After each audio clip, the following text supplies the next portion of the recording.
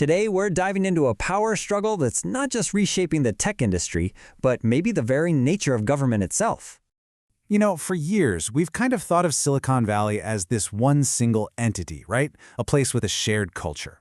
But what if that was never really true? And what if, right now, it's more fractured than ever before? Because what our source material shows is that's exactly what's happening. And we're not talking about some corporate rivalry over the next cool gadget. Nope. This is a deep, ideological battle for who gets to be in control. Okay, so let's get into it. First, we're going to outline the two major factions duking it out. Then we'll look at the key players on each side and some crucial swing players caught right in the middle. From there, we'll see how this whole conflict is creating what the sources are calling a corporate state. And finally, we'll wrap up by looking at the two very different futures this battle could lead us to. So let's get right to the heart of it. This whole thing boils down to two opposing sides, and each one has a totally radically different vision for how our society should be run.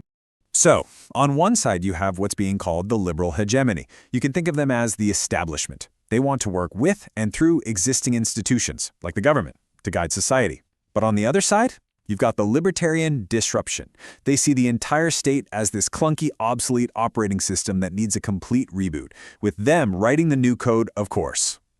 All right, let's start with that establishment block, what the sources label the forces of technological institutionalism. And the main players here are going to be pretty familiar. We're talking about the giants, Alphabet, Microsoft, and OpenAI.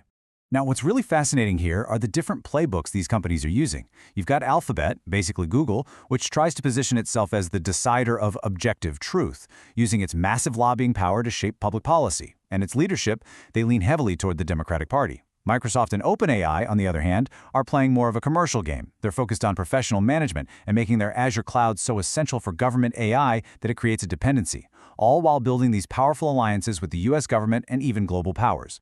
And to really get a sense of that influence, look at this number. To protect its turf and pretty much write the rules of the game, Alphabet alone has poured over $99 million into lobbying.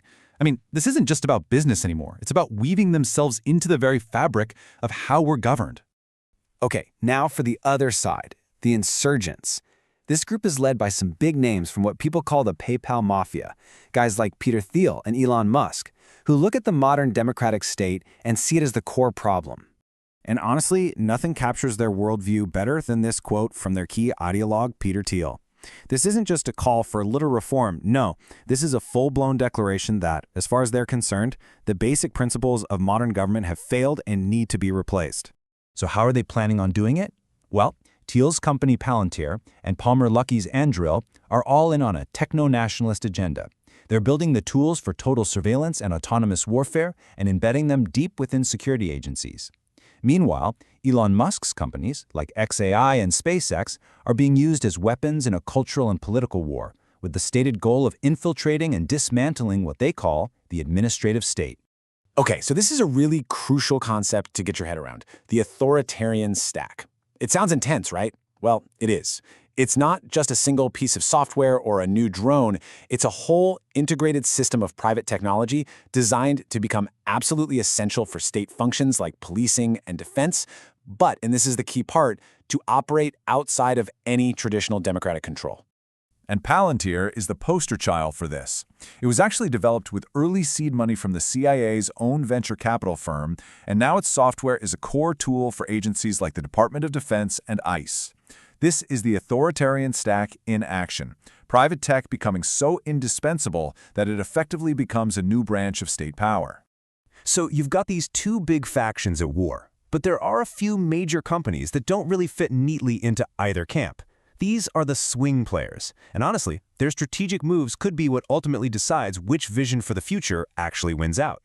So let's look at Mark Zuckerberg's Meta. By making its AI model, Llama, open source, it's making a very libertarian-friendly move. It directly challenges the closed, controlled gardens of Google and OpenAI, and it positions Meta as this wild card that could align with either side. And then you have a company like Anthropic, which is kind of like a liberal conscience in all of this.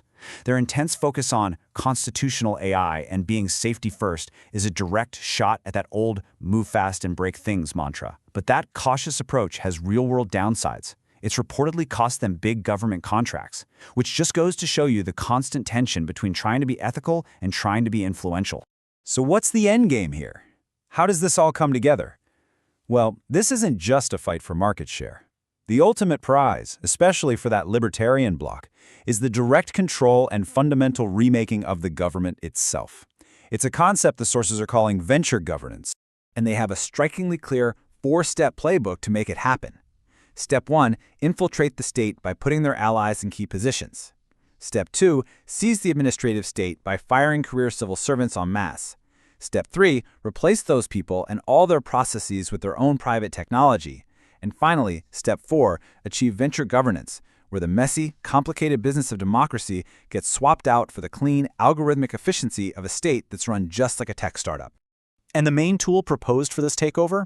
It's a brand new Department of Government Efficiency, or DOGE, potentially led by someone like Elon Musk.